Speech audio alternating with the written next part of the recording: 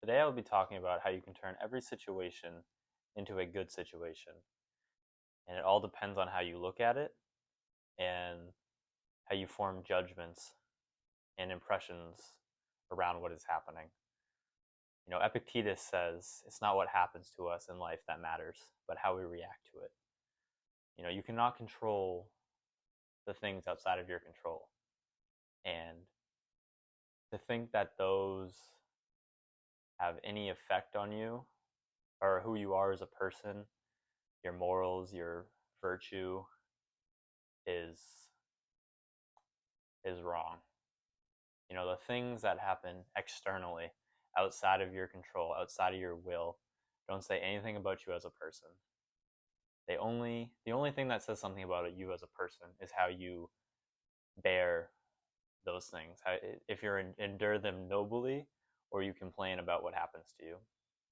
That is something that is subject to will, and that is in your control. And you need to be more worried about that than, say, what happens to you.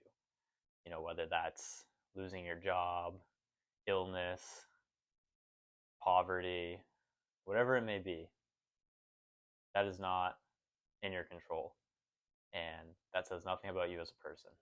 But how you bear that quote unquote hardship is that says more volume about you as a person than the circumstances you're in. You can turn everything into a good account depending on how you look at it. If you have a coworker who you don't see eye to eye with, and you bicker a lot, or he's always talking down to you, and just not being the nicest to you. That could be an account to practice not giving in to your temper and withholding wrath and not giving in to sin, and being in control of your emotions. You can either look at that as this person is wronging me or this person is training me. And whichever handle you pick that circumstance up is going to determine how you bear it, how you grow from it, how you're molded by it.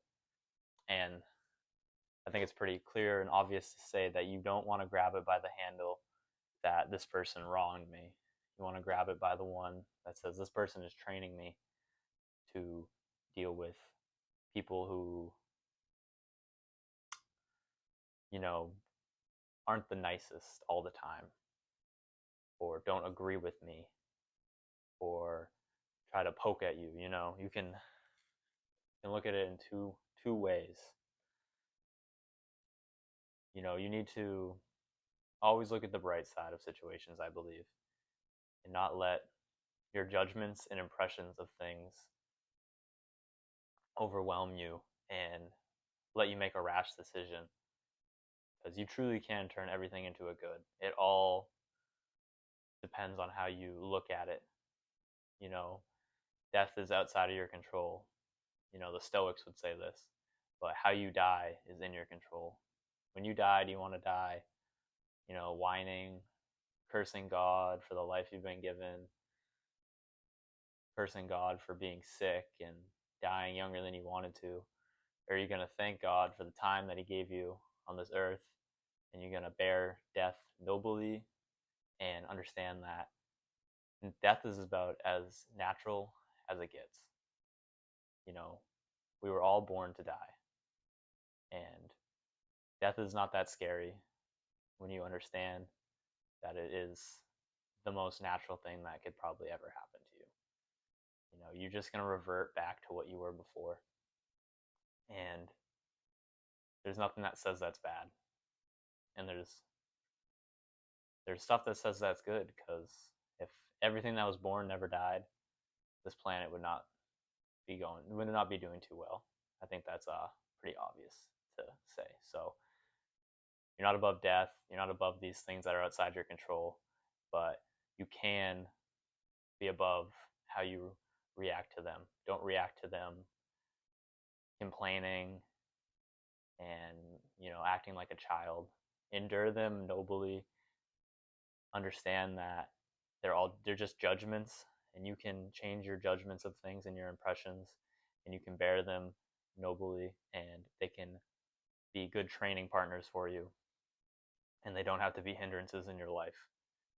As long as you can view them as something that's happening for you and not to you, and bear them nobly. I believe hardships and everything that you believe is impeding your life can become great training for you to focus on the things that truly matter in this life.